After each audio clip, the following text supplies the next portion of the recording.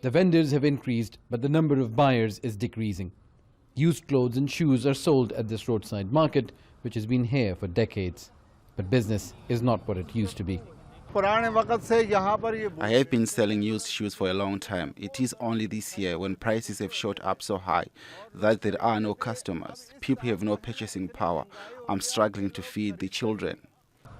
The Pakistani rupee is at its lowest against the dollar, and commodity prices at their highest in 70 years. To keep the economy afloat, the government has borrowed from allies like Saudi Arabia, as well as loans from the International Monetary Fund. Facing a double whammy of austerity and inflation, people are complaining about essentials being too expensive, from food to fuel and utilities, including electricity. I've had a lot of hope in Prime Minister Imran Khan's government, but we've been totally disappointed. Even people like us, who have never had to look for bargains in the street, are struggling to afford basics. Political parties in the opposition have called their supporters to the streets in protest against inflation and say they will march to the capital if the economy continues to decline. Pakistan's rate of inflation has risen in the last few years to 9.7%. In the last 3 years, the prices of basic food items have skyrocketed. A kilo of sugar now costs 90 cents instead of 35. A litre of milk costs 70 cents instead of 55. And the basic staple, a bag of flour, is at $3 instead of $2.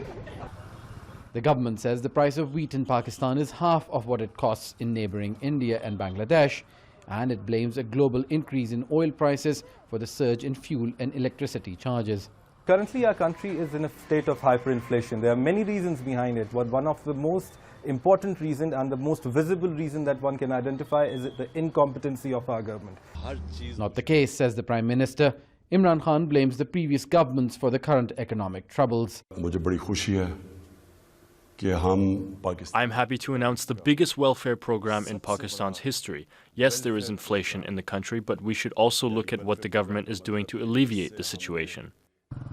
But near the Prime Minister's house, buyers and sellers in Islamabad's used items market say their incomes are no match for Pakistan's inflation. Osama bin Javaid, Al Jazeera, Islamabad.